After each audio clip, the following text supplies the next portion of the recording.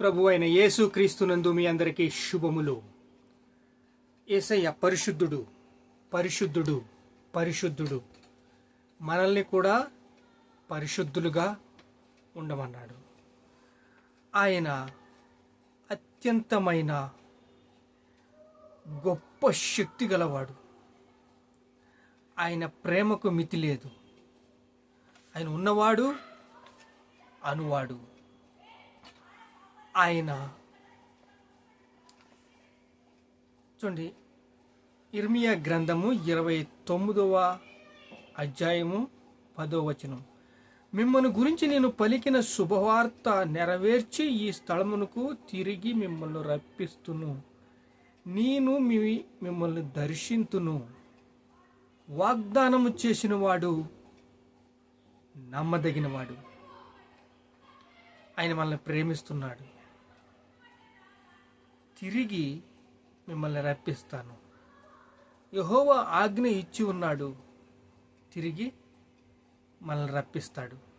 అంటే సాతాను బంధకాల్లోని, కట్లలోని, ఇబ్బందులలోని, అప్పుల్లోని, అంధకారంలోను, బంధకాలని మగ్గిపోతున్న వారిని రా,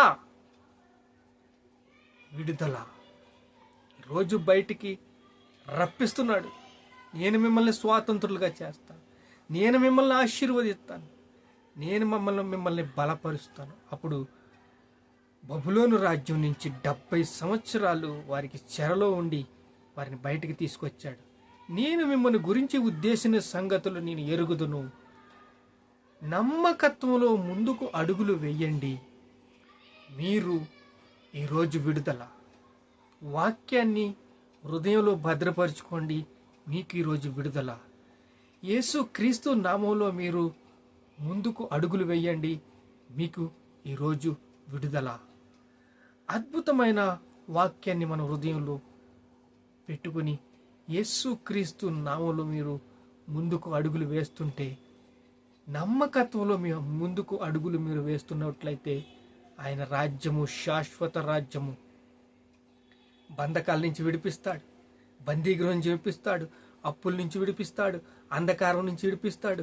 అన్ని విషయాల్లోని మనకి తేటగా విడుదలనిస్తాడు. చూడండి, కొలిసి రాసిన పత్రిక 3వ అధ్యాయము 5వ వచనము. ఏం జరుగుతుంది? ఎందుకు బంధకాల్లో ఆగిపోతున్నాము? ఎక్కడ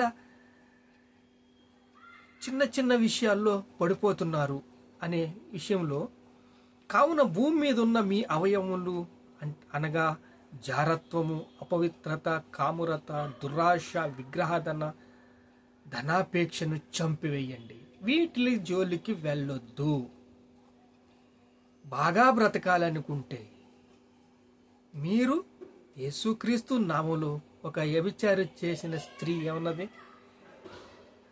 మీరు పాపము చెయ్యొద్దమ్మా, ఇంకా మీరు పాపము చెయ్యవద్దు అన్నది.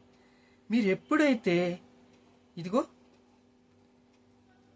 ఈ విషయంలో మీరు ఎప్పుడైతే అపవిత్రత, కామురత, దురాశ, ధనాపేక్ష, జారత్వము, మీ అవయవములు మీరు ప్రభుతో కలుసుకుంటున్నారు అని తెలుసుకోండి.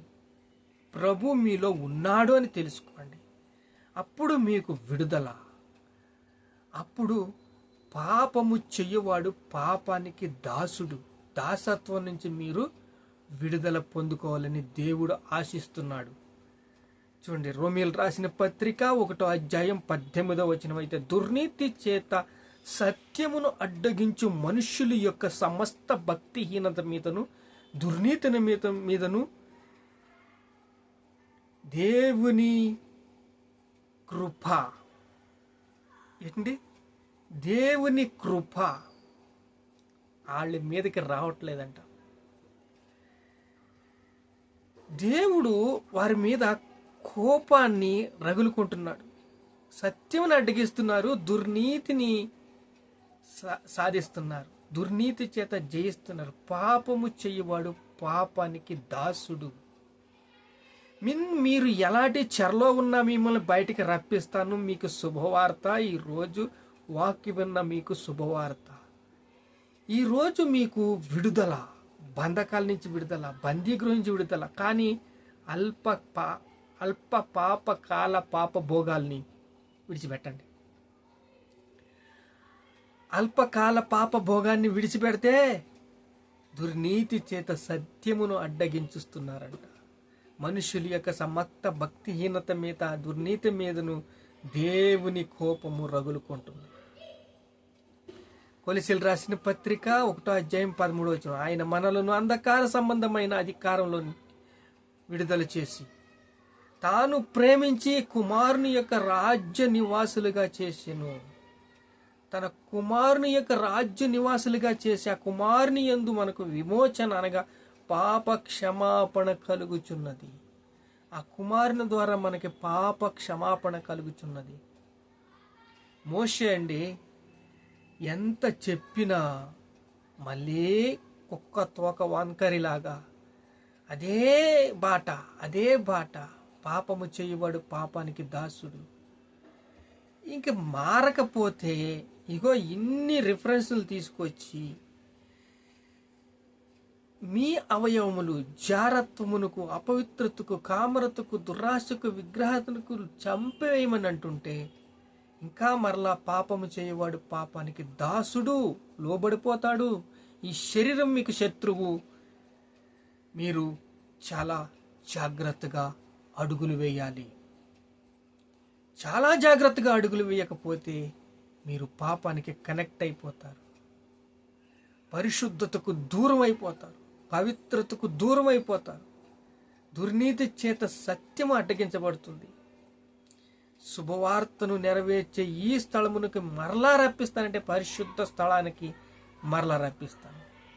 ఎక్కడైతే మీరు పడిపోయారో అక్కడికి మరలా రప్పిస్తాను. అంత శక్తిమంతుడిని నేను అని దేవుడు చెప్తుంటే చూడండి, ఆ కుమారుని యందు విమోచన, ఆ కుమారుని యందే మీకు విమోచన, పాప క్షమాపణ కలుగుచున్నది. ఆయన దేవుని స్వరూపమైన సృష్టికర్తకి ఆది సంభూతుడై ఉన్నాడు.